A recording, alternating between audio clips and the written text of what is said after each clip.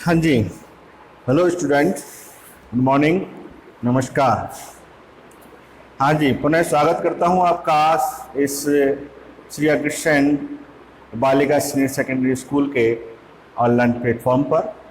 तो देखिए बच्चों, आप लोगों को जैसा कि मालूम है कि अभी हम जो है साइटोलॉजी पढ़ रहे हैं और साइटोलॉजी के अंतर्गत हम फिलहाल पढ़ रहे हैं कोशिकांग। ठीक है, तो कोशिकांगों के अंतर्गत पिछले वीडियो में अब तक हम कोशिका झिल्ली और कोशिका भित्ति के बारे में पढ़ चुके हैं। अब हम आगे नया टॉपिक लेकर आए हैं जो है आज आपका अंतःप्रद्रवयी जालिका। ठीक है, नया टॉपिक है आज हमारा क्या, अंतःप्रद्रवयी जालिका। इंग्लिश में कहते हैं इसको एंडोप्लाज्मिक रेटिकुलम। तो देखिए बच्चों, एंडोप्लाज्मिक रेटिकुलम कौन सी कोशिकाओं में पाई जाती है, कोशिका में कहाँ पाई जाती है, इसकी खोज किसके द्वारा की गई, इसका संगठन किस प्रकार का है, ठीक है, और संगठन किस प्रकार का है, इसके साथ इसकी संरचना किस प्रकार की होती है, यह कितने प्रकार की होती है और इसके कार्य क्या क्या हैं, इन बिंदुओं पर हम आज चर्चा करेंगे। तो देखिए बच्चों, सबसे पहले हम बात करें अंतःप्रद्रवयी जालिका की खोज के बारे में। तो अंतःप्रद्रवयी जालिका के बारे में सबसे पहले एक वैज्ञानिक थे बच्चों, गॉर्नियर। कौन थे? गॉर्नियर एक वैज्ञानिक थे और इन गॉर्नियर नामक वैज्ञानिक ने सबसे पहले इसका प्रक्षेपण किया था। इट मीन्स इसके बारे में बताया था कि हाँ भाई, एक कुछ कोशिका द्रव्य के अंतर्गत एक जालिकानुमा संरचना पाई जाती है, इसे अपन कहते हैं क्या, प्रक्षेपण। ठीक है, यह प्रक्रिया जो है बताई थी 1897 में। ठीक है, 1897 के अंतर्गत यह बात गॉर्नियर के द्वारा बताई गई थी। इट मीन्स गॉर्नियर को क्या अंतःप्रद्रवयी जालिका का क्या कहा जाता है, प्रक्षेपण कर्ता कहा जाता है। ठीक है, प्रक्षेपण किया और प्रक्षेपण करके इसका नाम दिया था बच्चों अर्गेस्टोप्लाज्म। अर्गेस्टोप्लाज्म। ठीक है, तो सबसे पहले इसका नाम जो है अर्गेस्टोप्लाज्म दिया गया, किसके द्वारा, गॉर्नियर के द्वारा। ठीक है, इसके बाद इनके खोजकर्ता, तो इनके खोजकर्ता जो हैं वो माने जाते हैं बच्चों, कौन, पोर्टर। ठीक है, कौन है इनके खोजकर्ता बच्चों, पोर्टर। ठीक है, और पोर्टर ने 1945 में इसको खोजा। ठीक है, 1945 में इस अंतःप्रद्रवयी जालिका के बारे में बताया और इसका नाम जो है बच्चों एंडोप्लाज्मिक रेटिकुलम दिया। तो ध्यान रखना बच्चों, यहां से प्रश्न पूछ लिए जाते हैं कि अर्गेस्टोप्लाज्म नाम किसने दिया, तो गॉर्नियर के द्वारा। एंडोप्लाज्मिक रेटिकुलम नाम किसके द्वारा दिया गया, पोर्टर के द्वारा। ठीक है, जो कि इस एंडोप्लाज्मिक रेटिकुलम के खोजकर्ता भी माने जाते हैं। ठीक है, ये हुई बात बच्चों इसकी खोज के बारे में। अब बात करते हैं कि अंतःप्रद्रवयी जालिका जो है कहाँ, कौन सी प्रकार की कोशिकाओं में पाई जाती है। तो देखिए बच्चों, अंतःप्रद्रवयी जालिका जो है वह सभी यूकैरियोटिक कोशिकाओं के अंतर्गत पाई जाती है। किनमें बच्चों, सभी यूकैरियोटिक सेल्स, ठीक है, में उपस्थित होती है। क्लियर बच्चों, आप पहले पढ़ चुके हैं यूकैरियोटिक और प्रोकैरियोटिक कोशिकाओं के बारे में। यहां अपवाद है, एक अपवाद के तौर पर हम बात करें कि यूकैरियोटिक कोशिकाओं के अंतर्गत तो जो बच्चों मैमेलियंस हैं उन मैमेलियंस के जो जर्मिनल कोशिकाएं होती हैं, अर्थात जनन कोशिकाएं, हिंदी में क्या कहें बच्चों इनको, जनन कोशिकाएं। ठीक है, तो जनन कोशिकाओं के अंतर्गत, जनन कोशिकाओं में ये क्या एंडोप्लाज्मिक, इट मींस ईआर क्या होती है बच्चों, एब्सेंट होती है।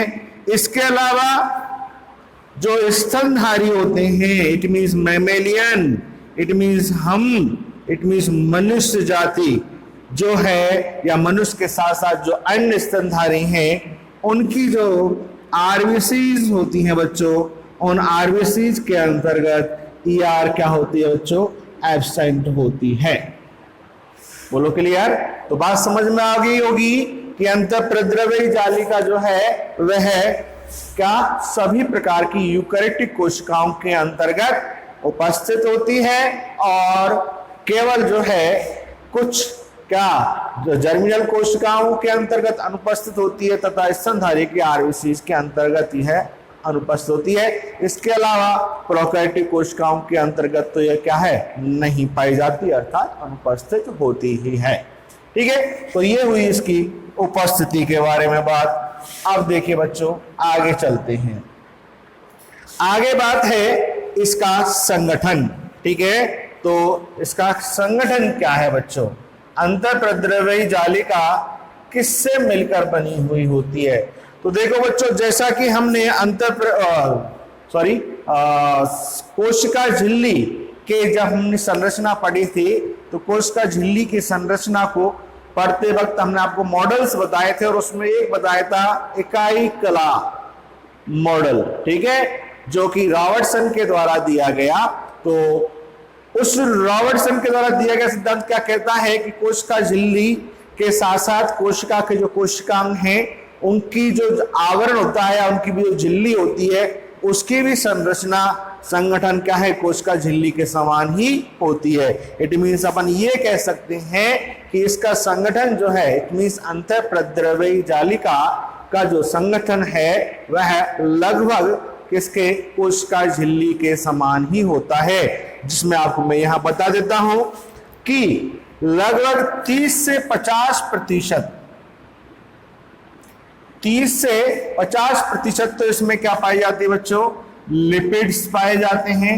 और लिपिड्स के रूप में मुख्य रूप से कौन सी लिपिड, फॉस्फोलिपिड्स होती हैं। क्या होते हैं बच्चों, फॉस्फोलिपिड्स होते हैं।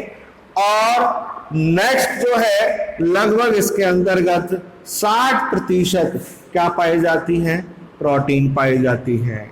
आई क्या बात समझ में? तो इस प्रकार से ये इसका क्या हो गया, संगठन हो गया कि यह लिपिड एवं प्रोटीन से मुख्यतः बनी हुई होती है। ये इसका क्या हुआ बच्चों, संगठन हुआ।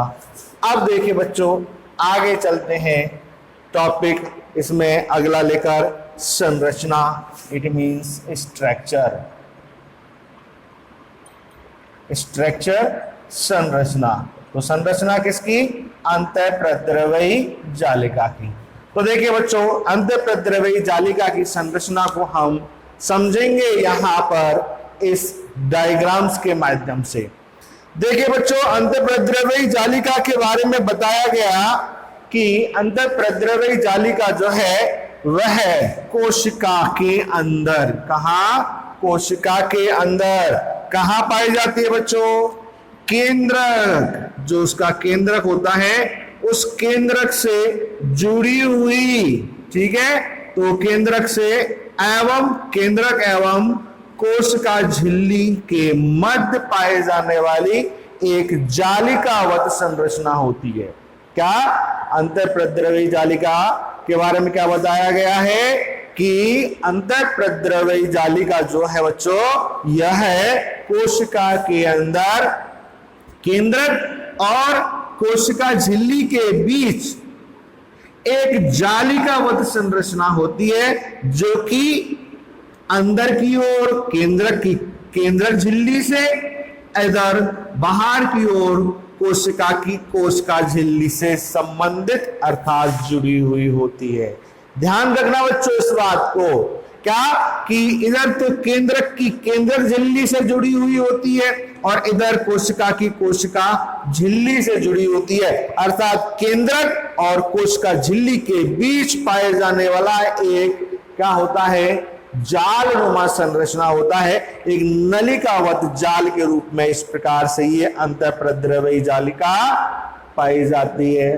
अब देखिए बच्चों, यहां हम इसको इधर मैंने एक डायग्राम से बताया है, किसके अलग अलग हिस्सों को भी साथ में लेकर। तो देखिए यहां पर ये नीले कलर से जो है मैंने आपको बताया, जो डायग्राम बनाया है, ये है न्यूक्लियर मेम्ब्रेन। ये लिखा हुआ है बच्चों यहां पर न्यूक्लियर मेम्ब्रेन, अर्थात न्यूक्लियर इनवेलप भी इसको अपन बोल सकते हैं, अर्थात हिंदी में कहेंगे केंद्रक झिल्ली या केंद्रक आवरण।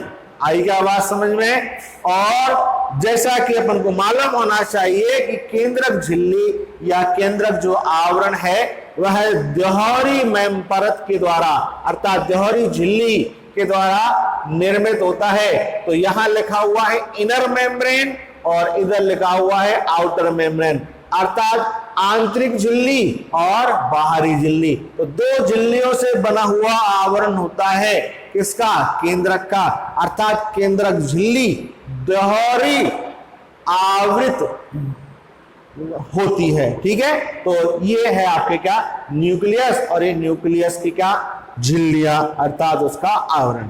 अब देखिए यहां पर ये केंद्रक झिल्ली, और ये क्या है बच्चों, लाल रंग में जो दिखाई दे रहा है बीच में, ये क्या है? अंतःप्रद्रव्यी जालिका है। क्या है ये? अंतःप्रद्रव्यी जालिका है, जो कि यहां पर आपको नलिकावत संरचनाओं के रूप में दिखाई दे रही है। अब देखिए बच्चों, यहां दो वैज्ञानिकों के नाम आ जाते हैं, क्या कि केंद्रक और जो आपकी अंतःप्रद्रव्यी जालिका के मध्य जो संबंध है, अर्थात केंद्रक से अंतःप्रद्रव्यी जालिका जुड़ी हुई होती है। यह बताया था किसने बच्चों? वाटसन ने। किसने बताया था? वाटसन ने बताया था। क्या बताया था? कि अंतःप्रद्रव्यी जालिका जो है वह केंद्रक की झिल्ली से जुड़ी हुई होती है। आई बात समझ में? और इधर कोशिका झिल्ली से जुड़ी होती है। ये किसने बताया? ये बताया था रॉबर्टसन ने। किसने बताया था बच्चों? रॉबर्टसन ने। तो यहां पर ये दोनों बातें कि भाई केंद्रक और कोशिका झिल्ली के बीच पाई जाती है और उनसे यह जुड़ी होती है, ये दोनों बातें अलग अलग वैज्ञानिक के द्वारा बताई गई। केंद्रक झिल्ली और अंतःप्रद्रव्यी जालिका के संबंध के बारे में तो बताया था किसके द्वारा? वाटसन के द्वारा। और कोशिका झिल्ली और अंतःप्रद्रव्यी जालिका के संबंध के बारे में बताया था किसने? रॉबर्टसन ने। बोलो क्लियर? अब देखिए बच्चों, यहां पर जो ये नलिकाकार संरचनाएं देख रहे हैं, ये क्या है? अंतःप्रद्रव्यी जालिका है, और इसकी सतह पर आप यहां दाने दानेदार ब्लैक कलर में जो डॉट्स देख रहे हैं, ये क्या है बच्चों? राइबोसोम्स होते हैं। अर्थात अंतःप्रद्रव्यी जालिका की सतह पर क्या पाए जाते हैं? राइबोसोम्स पाए जाते हैं। अब ये जो पूरी संरचना है बच्चों, जो हम कह रहे हैं कि केंद्रक और कोशिका झिल्ली के मध्य पाई जाती है, यह तीन संरचनाओं से मिलकर बनी हुई होती है। कितनी संरचनाओं से? तीन संरचनाओं से मिलकर बनी हुई होती है। नंबर 1 बात करेंगे हम, जिसको कहते हैं बच्चों क्या? सिस्टर्नी। क्या कहते हैं? सिस्टर्नी। नंबर 2 बात कर लेते हैं नलिकाएं, अर्थात ट्यूब्यूल्स। और नंबर 3 के रूप में इसके अंतर्गत पाए जाते हैं क्या? आशय, वेसिकल्स। ठीक है, तो अब देखिए इनमें क्या अंतर होता है, एक एक की चर्चा कर लेते हैं। सबसे पहले हम बात करते हैं बच्चों सिस्टर्नी की। तो देखिए बच्चों, ये सिस्टर्निया जो है या सिस्टर्नीज जो है, ये चपटी नलिकाकार संरचनाएं होती हैं। कैसी होती हैं? चपटी, लंबी, नलिकाकार, असाकृत संरचनाएं होती हैं। सुन लीजिए बच्चों, देखिए पहला गुण तो क्या है, क्योंकि ये थोड़ा सा ध्यान रखना जरूरी है, क्योंकि हम ट्यूब्यूल्स और इंसिस्टर्नी के मध्य अंतर स्पष्ट करेंगे इन्हीं लक्षणों के आधार पर। तो सिस्टर्नी कैसी होती है बच्चों? सिस्टर्नी जो है लंबी, चपटी,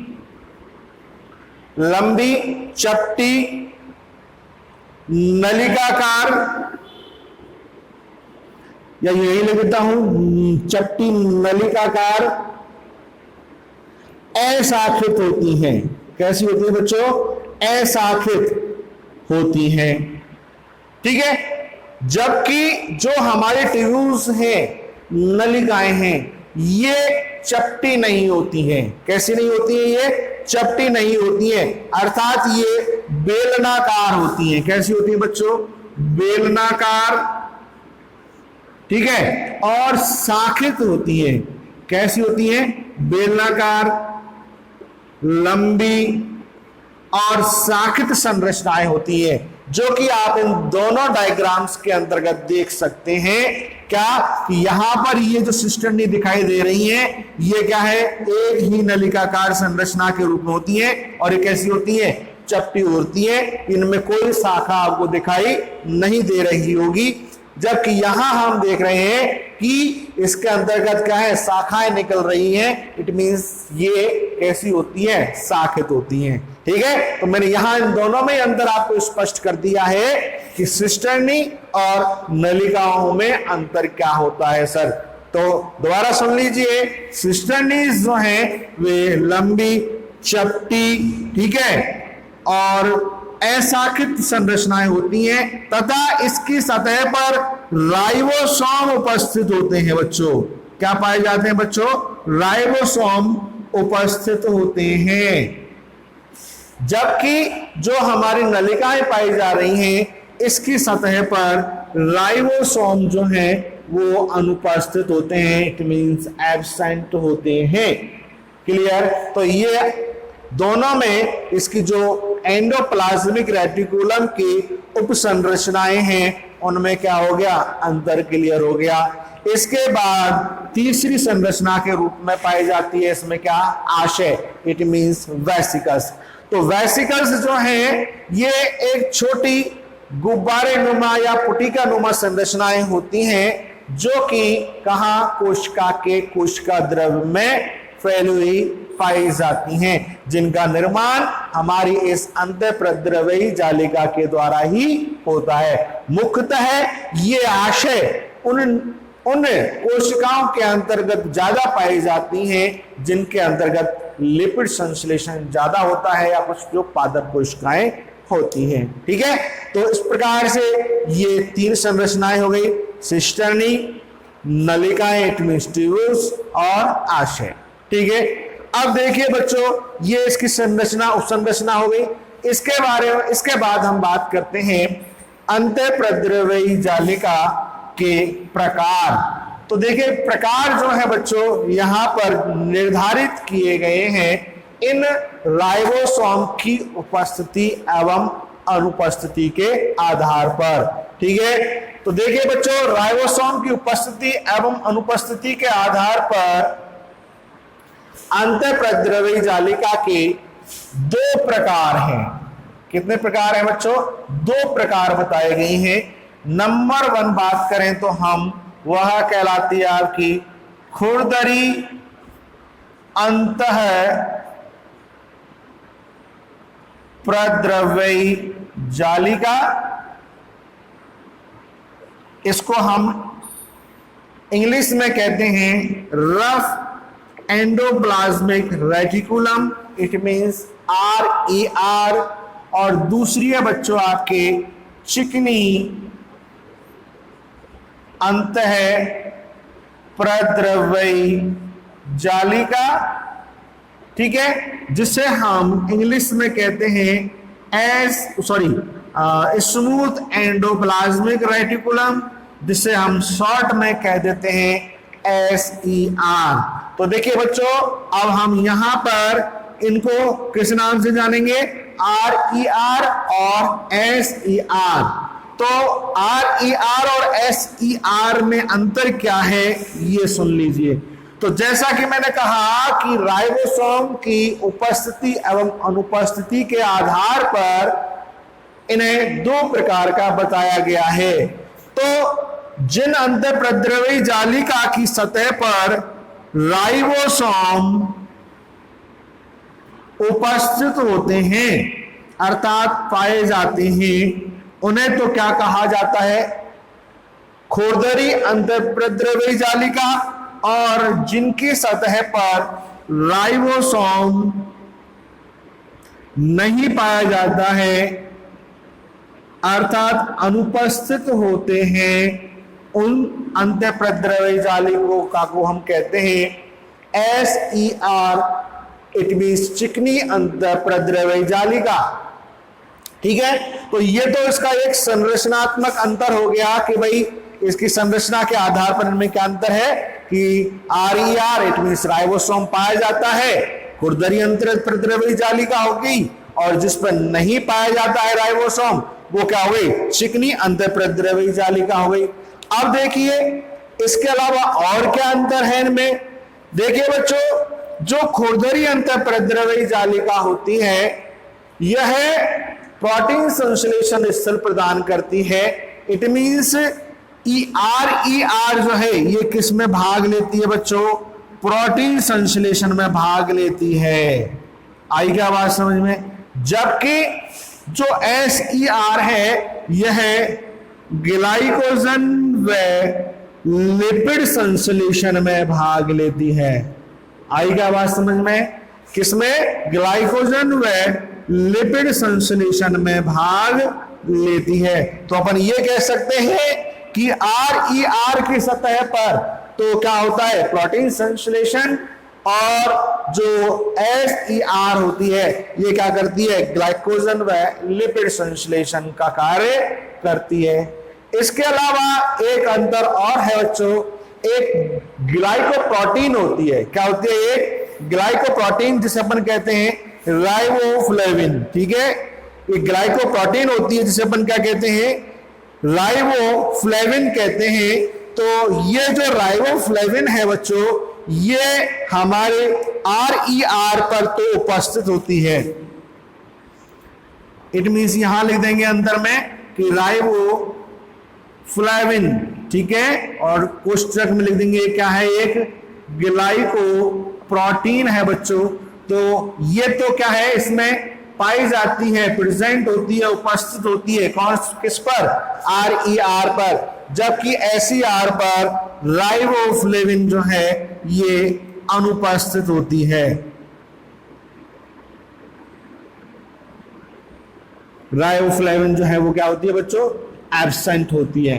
तो इस प्रकार से यहां पर क्या, अंतःप्रद्रवी जालिका के दो प्रकार हो गए और उन प्रकार के मध्य क्या हो गए, अंतर हो गए कि भाई उनमें क्या क्या अंतर पाए जाते हैं। ठीक है, ये हुआ बच्चों आपका अंतःप्रद्रवी जालिका के प्रकार। तो संरचना हो गई, इसके प्रकार हो गए। अब इसके बाद चलते हैं आगे।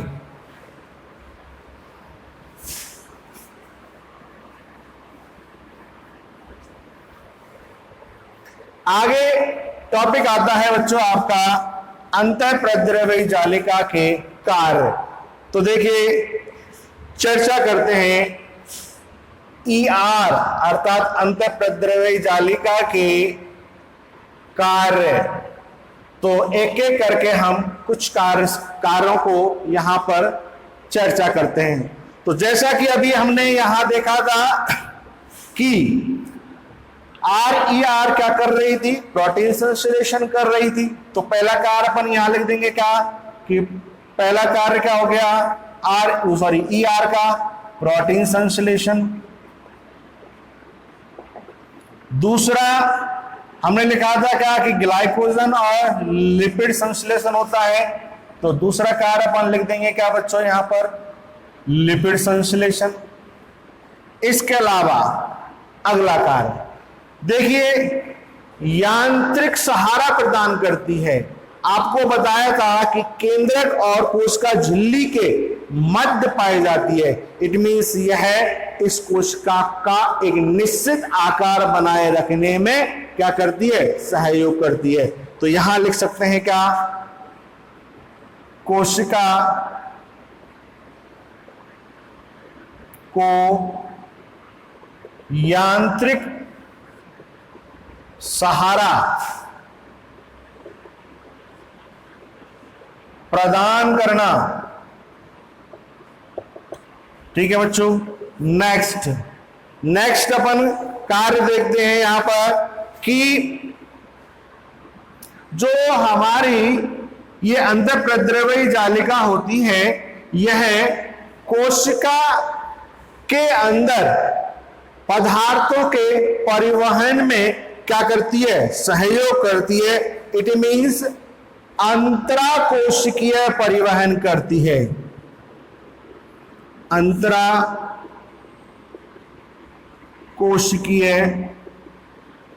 परिवहन। ठीक है, तो अंतराकोशिकीय परिवहन किस प्रकार से बच्चों कि देखिए, ये आपको बताया गया था कि इस प्रकार से ये ER पाई जाती है। तो यहां पर जो है इस कोशिका द्रव्य और इन कोशिकांगों के लिए जो है पदार्थों के परिवहन में क्या करती है, ये सहयोग करती है, यांत्रिक सहारा प्रदान कर रही है।